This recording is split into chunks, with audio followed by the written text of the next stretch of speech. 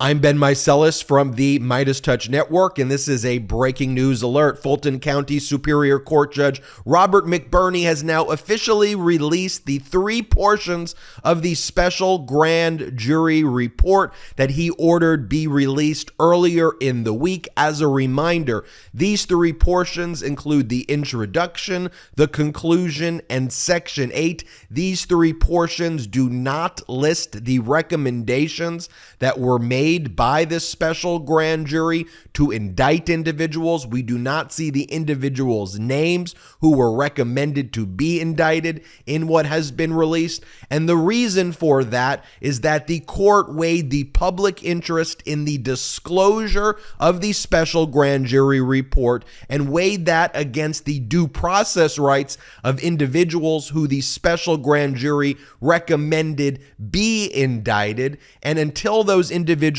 are indicted and the indictment is then made public and there's the normal criminal discovery that takes place, then the public will get to know about those criminal indictments. But what the court wanted to avoid, and appropriately so, and at the request of Fulton County District Attorney Fani Willis, was to not allow any of the individuals who were recommended to be indicted to later make claims that because their due process rights were violated, that conviction should be overturned. So this was about preserving and protecting the process. Now, as I mentioned, the 3 parts that were released, the introduction, the conclusion, and Section 8. Section 8 is a recommendation and an observation that many of the witnesses that some of the witnesses seem to have committed perjury, and a recommendation that those witnesses should be criminally indicted. But again, the names of those witnesses are not listed in that section. That's why it was able to be released. And for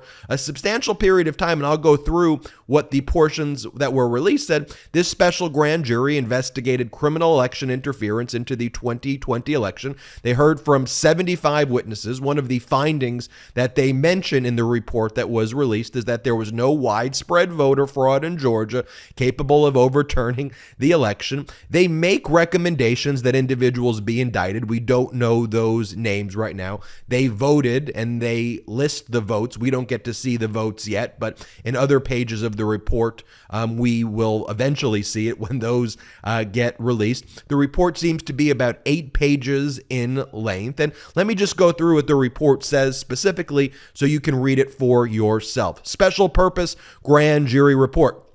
The special purpose grand jury, herein referred to as the grand jury, was impaneled pursuant to an order dated January 24th, 2022 by Christopher S. Brasher, Chief Judge of the Superior Court of Fulton County, Atlanta Judicial Circuit. The grand jury consisted of 26 Fulton County residents, 3 of whom were alternates. On any day testimony was received or deliberations were had. The number of jurors present ranged between 16 and 24 as availability allowed. Pursuant to statute, if we had our needed quorum of 16 jurors present, we could do business with that. The grand jury was impaneled to investigate a specific issue, the facts and circumstances relating directly or indirectly to possible attempts to disrupt the lawful administration of the 2020 presidential elections in the state of Georgia. The grand jury was selected on May 2nd, 2022, and first heard evidence on June 1st, 2022. We continued to hear evidence and receive information into December of 2022. The grand jury received evidence from or involving 75 witnesses during the course of this investigation, the overwhelming majority of which information was delivered in person under oath. The grand jury also received information in the form of investigator testimony and various forms of digital and physical media. Pursuant to Georgia law, a team of assistant district attorneys provided the grand jury with applicable statutes and procedures. Any recommendation set out herein is the sole conclusion of the grand jury based on testimony presented, facts received, and our deliberations. Following is the final report of the special grand jury. We set forth for the court our recommendations on indictments and relevant statutes, including the votes by the grand jurors. This includes the votes respective to each topic indicated in a yea, nay, abstain format throughout. The total number of grand jurors who placed a vote on each topic has been indicated in each section. Footnotes have been added in certain places where a juror requested the opportunity to clarify their vote for any reason. Each applicable statute is referenced by citation number. Attached to this document as Appendix A is a complete set of Georgia statutes referenced below.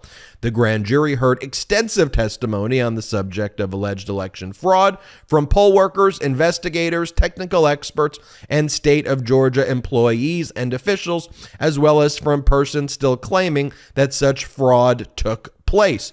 We find by a unanimous vote that no widespread fraud took place in the Georgia 2020 presidential election that could result in overturning that election.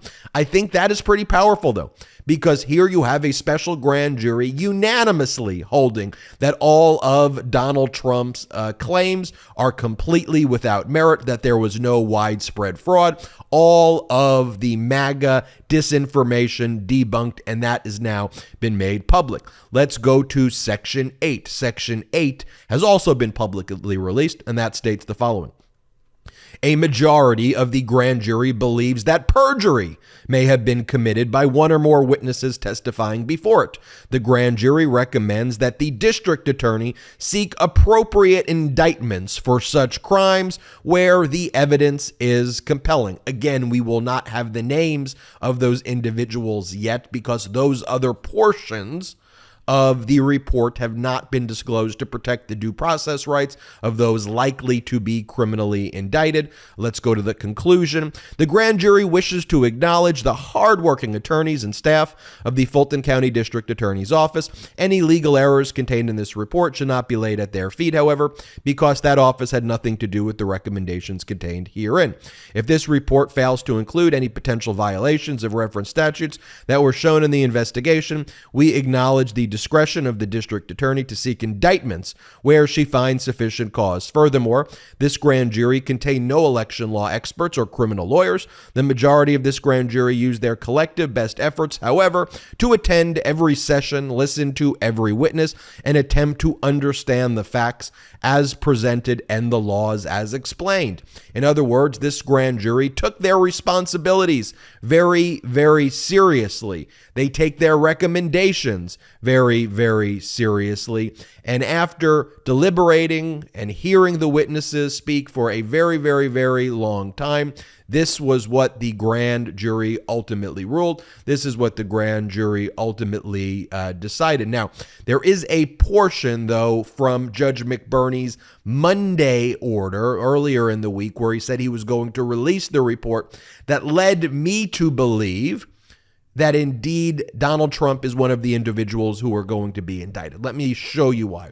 I can't say this with certainty, but when Judge McBurney is talking about in order to protect the identities of individuals' names who may be mentioned in this report, protect their due process rights. That's why it's not being released. This is what was said.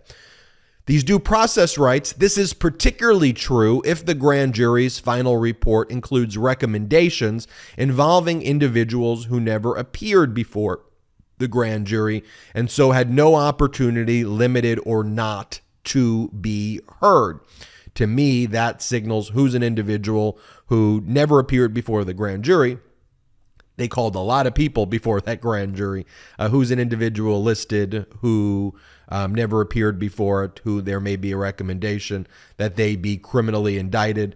To me, that would be Donald Trump. One thing to mention as well, just about the special grand jury process and procedure, the special grand jury makes recommendations for indictments. They conduct the investigation, they make recommendations, but ultimately they don't have the power to indict.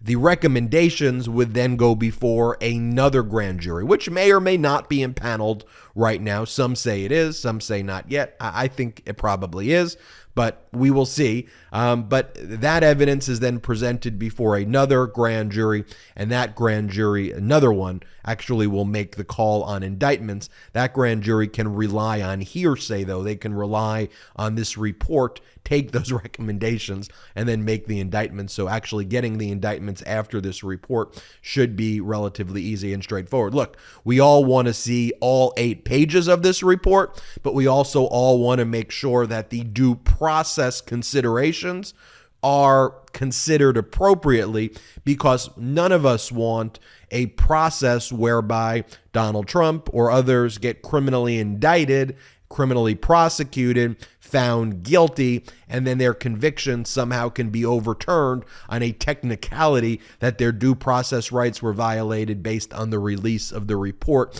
prematurely. So we all want the process to play out appropriately, even though we all would like to know the information and the data, to say the least. Thank you all for watching. Hit subscribe. We are on our way to 1 million subscribers thanks to your support. So please hit the subscribe button right now.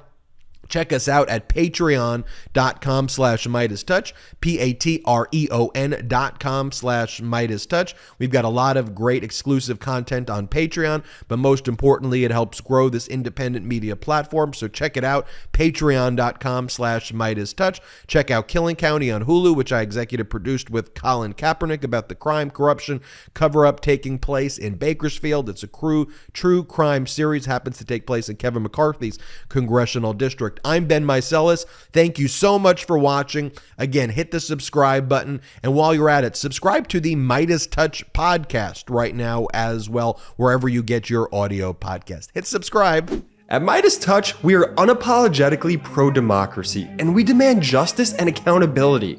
That's why we're spreading our message to Convict 45. That's right, gear up right now with your Convict 45 tees and pins at store.MeidasTouch.com. That's store.MeidasTouch.com.